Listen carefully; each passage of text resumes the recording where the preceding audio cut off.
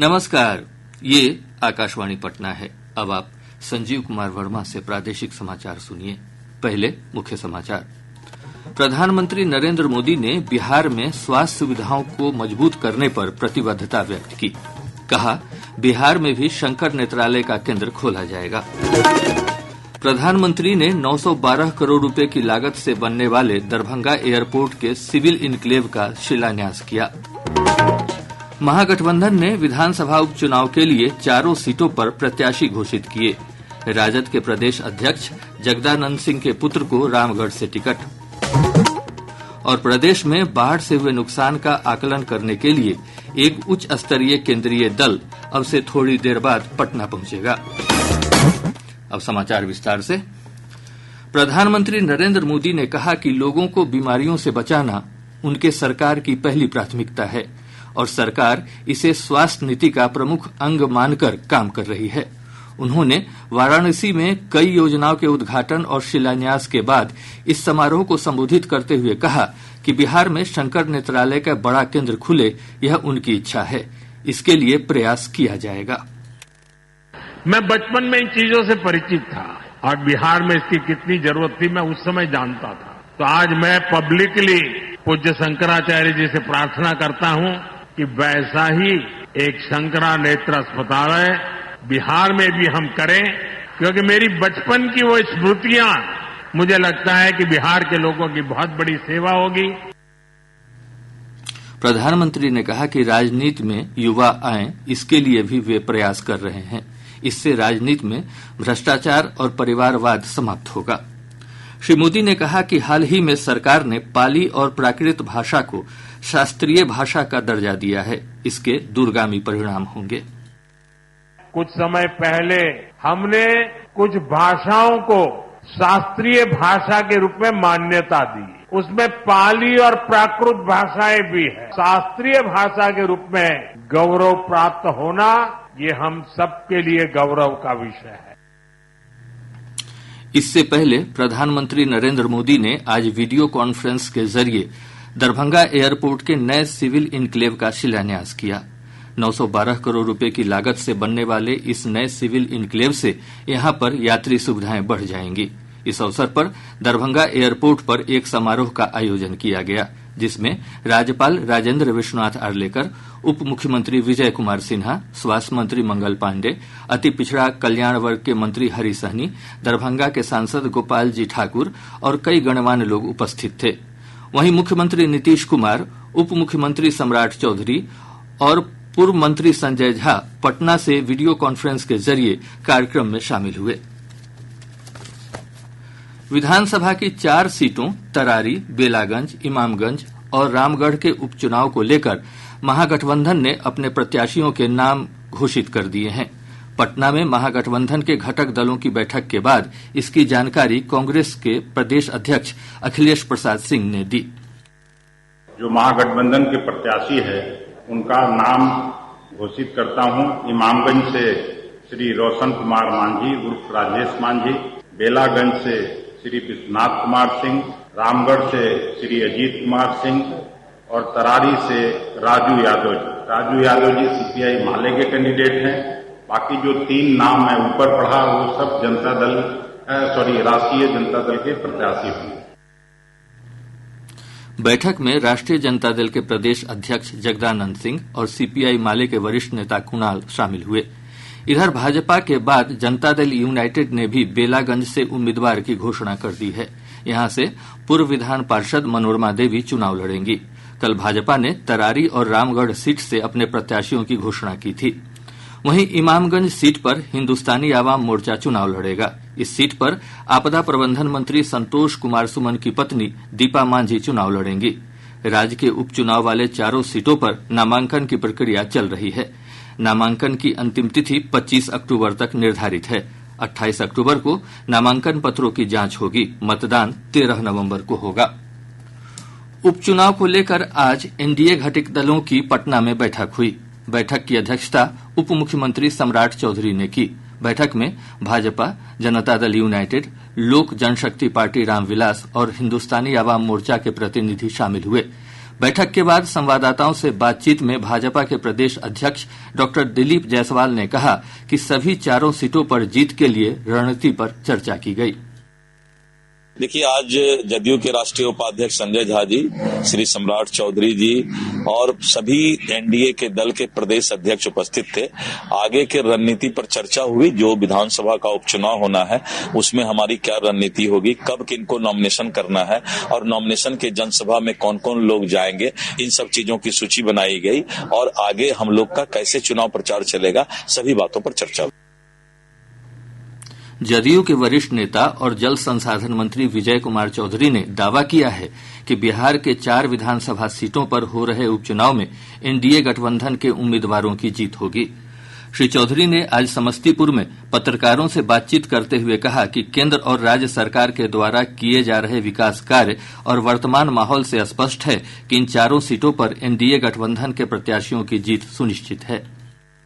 चारों सीट पर एनडीए गठबंधन के जो उम्मीदवार हैं उनकी जीत सुनिश्चित प्रतीत हो रही है। 4 में से 2 सीट करारी और रामगढ़ वो भारतीय जनता पार्टी लड़ रही है। जो बेलागंज की सीट है वो जदयू लड़ रही है और इमामगंज की जो सीट है उसमें हम पार्टी लड़ रही है। तो ये चारों सीट पर एनडीए के उम्मीदवार भी लगभग तय हो गए हैं। प्रदेश में हाल ही में आई बाढ़ से हुए नुकसान का आकलन करने के लिए एक उच्च स्तरीय केंद्रीय टीम 3 दिवसीय दौरे पर अब से थोड़ी देर बाद पटना पहुंचेगी।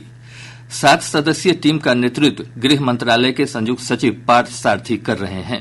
यह टीम कल और परसों बिहार में रहेगी। इस दौरान टीम के सदस्य प्रभावित इलाकों का दौरा करेंगे।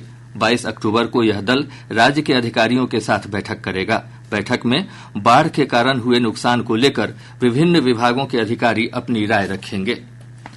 जल संसाधन के प्रधान सचिव संतोष कुमार मल्ल ने आज सुपौल में कोसी बराज का निरीक्षण किया। उन्होंने इस दौरान बराज के अप और डाउन स्ट्रीम में गाद जमा होने को गंभीर मुद्दा बताया। श्री मल्ल ने कहा कि नई नीति बनाकर गाद की सफाई की जाएगी और डिस्चार्ज को और बेहतर किया जाएगा। प्रादेशिक समाचार आप आकाशवाणी पटना से सुन रहे हैं। ताजा समाचारों के लिए आप हमारे एक्स हैंडल AIRnews_पटना पर जा सकते हैं। कर्मचारी भविष्य निधि संगठन ने इस साल अगस्त महीने में 18,53,000 अतिरिक्त सदस्य बनाए हैं। श्रम एवं रोजगार मंत्रालय ने कहा है कि नई सदस्यता में वृद्धि का श्रेय रोजगार के बढ़ते अवसर, कर्मचारी लाभों के बारे में बढ़ती जागरूकता और संगठन के सफल आउटरीच कार्यक्रमों को दिया जा सकता है। पिछले साल अगस्त की तुलना में इस वर्ष अगस्त माह में संगठन के सदस्यों की संख्या में 9% की वृद्धि हुई है। कटिहार में गंगा और कोसी के कटाव से बेघर हुए करीब 5,500 विस्थापितों को राज्य सरकार के द्वारा अभियान रैन बसेरा के तहत भूमि उपलब्ध कराते हुए पर्चा दिया जा रहा है। जिलाधिकारी मनीष कुमार मीणा ने बताया कि इस अभियान में लापरवाही बरतने वालों के खिलाफ कड़ी कार्रवाई की जाएगी। जैसे कि आपको पूर्व में बताया गया है कि इस प्रकार का अगर कहीं पे भी शिकायत आता है तो संबंधित पदाधिकारी के ऊपर पूर्व में भी जांच हुआ है, सस्पेंड भी हुआ है, डीपीओ ICDS भी सस्पेंड हुई है। तो अगर इस प्रकार का मामला है तो निश्चित रूप से उस पर कार्रवाई होगा। टीम गठित करके हम लोग उसका जांच करवाएंगे। भ्रष्टाचार को लेकर कहीं भी शिकायत होता है, चाहे वो किसी भी ऑफिस में हो, सरकार के द्वारा उस पर त्वरित कार्रवाई किया जाता है। तो जो आपका शिकायत है उस पर हम लोग जांच करा कार्रवाई करेंगे। पटना लोकमान्य तिलक एक्सप्रेस ट्रेन में कल देर रात अपराधियों ने यात्रियों से लूटपाट की। विरोध करने पर अपराधियों ने 2 राउंड फायरिंग की। दानापुर के सहायक सुरक्षा आयुक्त सैयद नेहाल हसन ने बताया कि एक यात्री घायल हुआ है, जिसे इलाज के लिए अस्पताल में भर्ती कराया गया है। कि सदीसुपुर स्टेशन में 4-5 लोग कोई आए, आकर उनका बैग छीनने लगे। बैग नहीं छीनने दे रहे थे तो हाथ पे गोली चला दिए और फिर जबरदस्ती छीन करके कुछ देर के बाद वहां से और लोग गाड़ी से उतर गए। यही बताया, ACP करके उतर गए, ऐसा बता रहा था। आगामी त्योहारों को देखते हुए उत्तरी और पूर्वी राज्यों की यात्रा करने वाले यात्रियों की भारी भीड़ के मद्देनजर मध्य रेलवे ने मुंबई, पुणे और नागपुर सहित महाराष्ट्र के विभिन्न स्थानों से कुल 570 विशेष रेलगाड़ियां चलाने की घोषणा की है। उत्तर की ओर जाने वाले यात्रियों के लिए मध्य रेलवे द्वारा दानापुर, गोरखपुर, छपरा, बनारस, समस्तीपुर, आसनसोल, अगरतला, संतरागाछी और अन्य स्थानों के लिए 378 रेलगाड़ियां चलाई गई हैं। यात्री इन गाड़ियों की पूरी समय सारणी www.inquiry.indianrail.gov.in पर प्राप्त कर सकते हैं और NTEC ऐप से भी जानकारी प्राप्त की जा सकती है। वन और पर्यावरण मंत्री प्रेम कुमार ने आज कैमूर पहाड़ी के टॉप पर स्थित वन विभाग के गेस्ट हाउस में सोलर हाईमास्ट लाइट का उद्घाटन तथा चेनारी प्रखंड में स्थित गुप्ता धाम रास्ता में गाय घाट का शिलान्यास किया। रेहल में आयोजित एक कार्यक्रम के दौरान मंत्री ने कहा कि यहां पर्यटन विकास की काफी संभावना है। उन्होंने कहा कि रोहतासगढ़, चौरासन मंदिर और गुप्ता धाम का विकास किया जाएगा। सीतामढ़ी जिले के सोनवर्षा में आज सुबह अज्ञात अपराधियों ने एक गैस एजेंसी के संचालक को गोली मार जख्मी कर दिया। जख्मी गैस एजेंसी संचालक दीप नारायण महतो का सीतामढ़ी के निजी नर्सिंग होम में इलाज चल रहा है। वहीं रोहतास जिले के शिवसागर थाना क्षेत्र के बमहौर गांव में संपत्ति विवाद में कल पूर्व मुखिया की पत्नी को गोली मारने की घटना प्रकाश में आई है। घायल कुंती कुंवर को इलाज के लिए सदर अस्पताल के ट्रामा सेंटर में भर्ती कराया गया, जहां से प्राथमिक इलाज के बाद महिला को रेफर कर दिया गया। पुलिस मामले की जांच कर रही है। बिहार हिंदी साहित्य सम्मेलन के 106वें स्थापना दिवस समारोह का आज शाम समापन हो गया। इस दौरान समारोह में देश के विभिन्न हिस्सों से आए 700 से अधिक प्रतिनिधियों ने भाग लिया। समापन समारोह को संबोधित करते हुए सम्मेलन के अध्यक्ष डॉक्टर अनिल सुलभ ने संस्था के गौरवशाली इतिहास के बारे में बताया। कार्यक्रम में मुख्य अतिथि के रूप में पूर्व केंद्रीय मंत्री डॉक्टर सीपी ठाकुर और पंचायती राज विभाग के अपर मुख्य सचिव मिहिर कुमार सिंह भी उपस्थित थे। प्रदेश में मौसम शुष्क बना हुआ है। मौसम विभाग ने कहा है कि 25 अक्टूबर से राज्य के कई हिस्सों में बारिश होने की संभावना है। वहीं 23 और 24 अक्टूबर को राज्य के पूर्वी हिस्से के साथ साथ बक्सर, भोजपुर, रोहतास और कैमूर जिले में हल्की बारिश हो सकती है। इंडियन इंजीनियर्स फेडरेशन के पूर्वी क्षेत्र का द्विवार्षिक अधिवेशन आज पटना में आयोजित किया गया। इसमें बिहार के अलावा झारखंड, ओडिशा, पश्चिम बंगाल और अंडमान निकोबार के अभियंताओं ने भाग लिया। रोहतास जिले के डेहरी थाना क्षेत्र के पाली पुल के पास से पुलिस ने 22 किलो गांजा के साथ 3 तस्करों को गिरफ्तार किया है।